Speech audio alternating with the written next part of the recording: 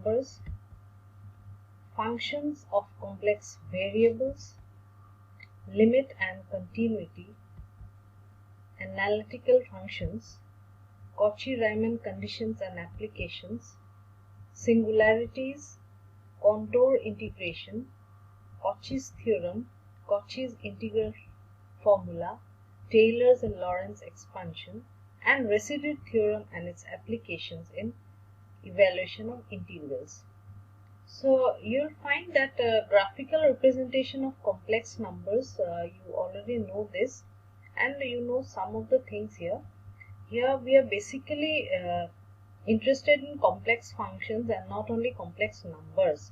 So we are quite associated, we are quite familiar with complex numbers, and for this whole syllabus, most of the things will be done from the book Complex Variables by M.R. Spiegel, who is the same writer as your vector analysis book, and it has been uploaded in your Google Classroom. So you can use it from there, and please download it immediately. So as you know, complex variable will start with complex numbers. So complex number is a number which can be represented in the form x plus I y, like this. So usually complex variable is represented as z. So complex numbers are represented as a plus ib, like this. So it may be z or it may not be z, like that. So we have z is equal to x plus iy. In this manner you write a complex variable. And your first topic is graphical representation of complex numbers, and let us look at the book, this one, graphical representation of complex numbers. You see here we have two x's. Let us look from the book directly. So you see that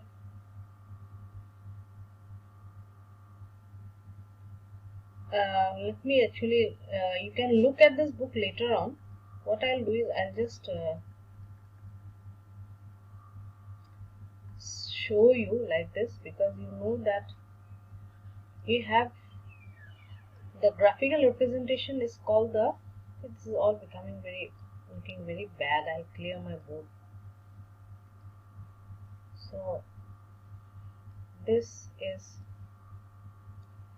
like this. Yes, this is better perhaps. So you see this is called the real axis, and the y-axis is the imaginary axis. So when I have a number like this, 2, 4, suppose it's like this, that means this number means it is the complex number 2 plus 4i.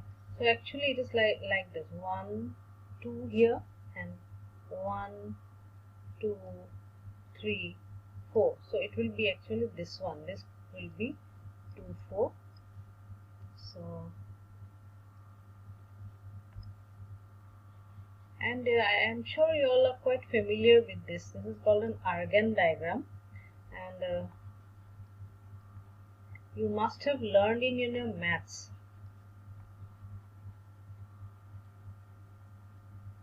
So this is the real axis and this is the imaginary axis, like this. And let's see whether they have given it in your book.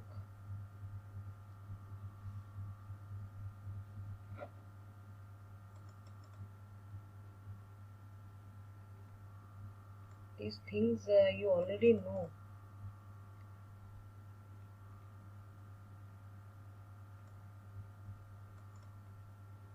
Yes, we are here.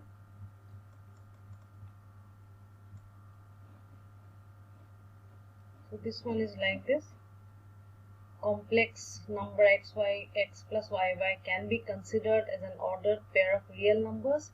Such numbers are called the in an xy plane called the Argand diagram or the complex plane. So this plane that I had drawn just now is nothing but the complex plane. So x and y axis are the real and imaginary axis, as I have already told you.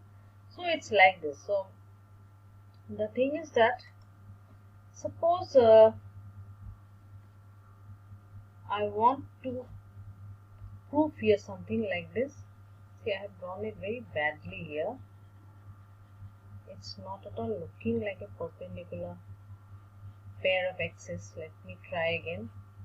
I don't know what's happening today. Let me draw it somewhere here. Oh God.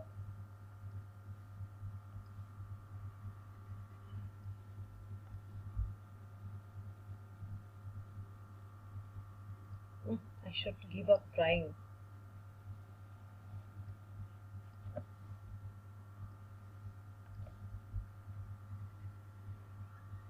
So this is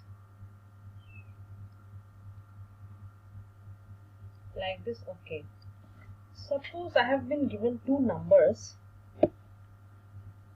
2 plus 3i.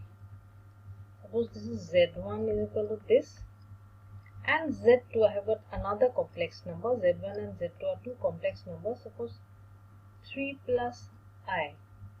So in this case, you see what will be the number z1? It will be like this. It can be suppose 1, 2, 3, 4, 5, and here also 1, 2, 3, 4, 5. So 2 plus 3i. 2 plus 3i is 2 is this point, and 3i will be 1, 2, 3. So this corresponds to 2 plus 3i. So I can take this as the z1. And what about 3 plus I, the next number, that is z2. 3 plus I is 1, 2, 3 is here, and I is just here. So it is this much. So it is like this. And what is the sum?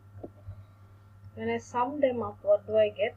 I get z is equal to 5 plus 4i. So 5 plus 4i, 1, 2, 3, 4, 5, and 4i is what? 1, 2, 3, 4. So this is 4. This is this much. Now how do you do this? This is, let me join this. So this is like the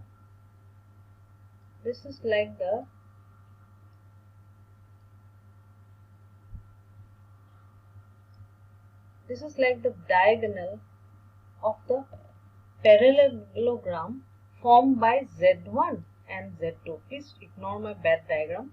So I have Z1 and I have Z2. So what I do? I draw a parallelogram, and this is the resultant. So you see the sum of these two is a resultant. So I can also treat it as a vector in the Argand diagram. So you see, I have added and I got this much, and even when I did it graphically, I got the same one, because this is equal to 5 plus 4i. So this type of exercise, plenty of them are given in your book, and since in your book that I have uploaded, and since you have a topic on graphical representation of complex numbers, it's better that you try this by yourself, and I'll not do these things because these are very simple ones. Now going to the polar form of complex numbers. What is the polar form? So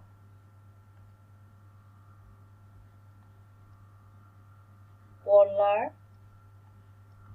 form of complex numbers.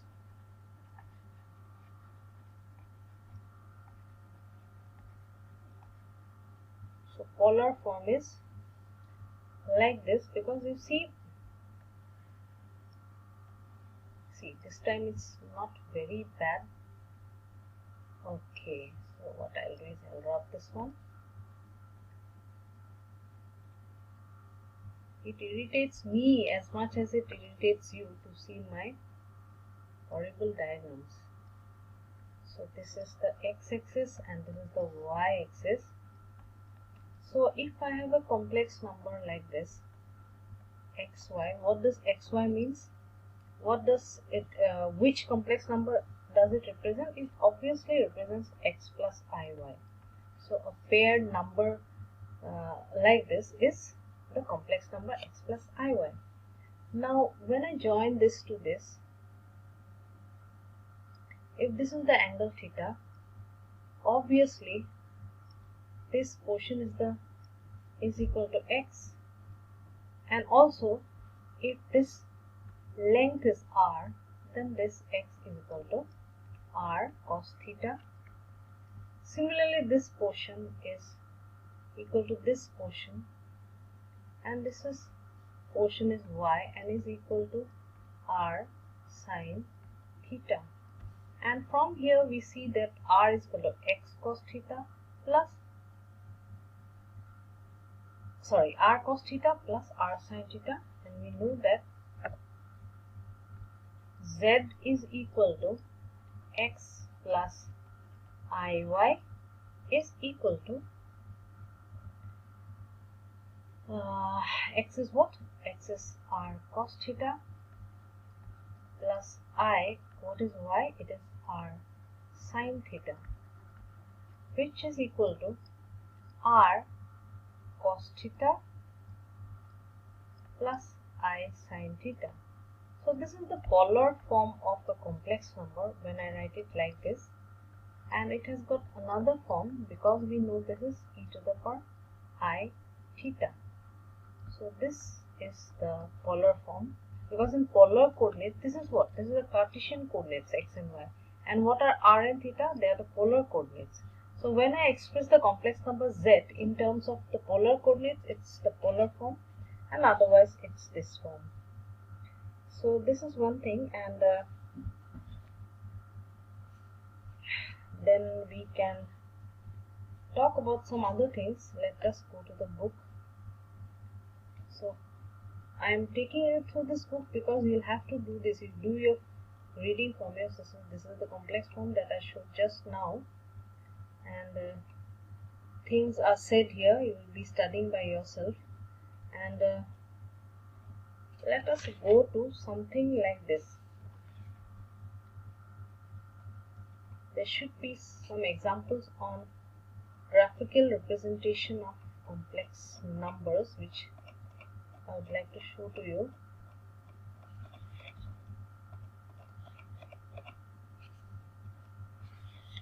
So it is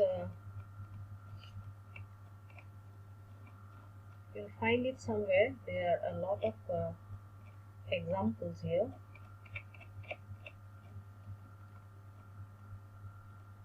Which is, yes, this one. We have certain things like small numericals here, which I'm sure you can do by yourself. This will familiarize you with actually complex numbers, and I wanted to show you something. This one, graphical representation of complex numbers, vectors. This is what I wanted to show to you. Perform the indicated operations both analytically and graphically. Means what? You add them, what do you get? 3 plus 5. Look at the numerical number a. It's 8 plus 6. They have done it just like we did it just now. So there are a lot of graphical representation numericals. Please do on your own. So these are certain numericals which you can very well do yourself. I have uploaded the book. Please go through it. So meet you in the part B of this lecture.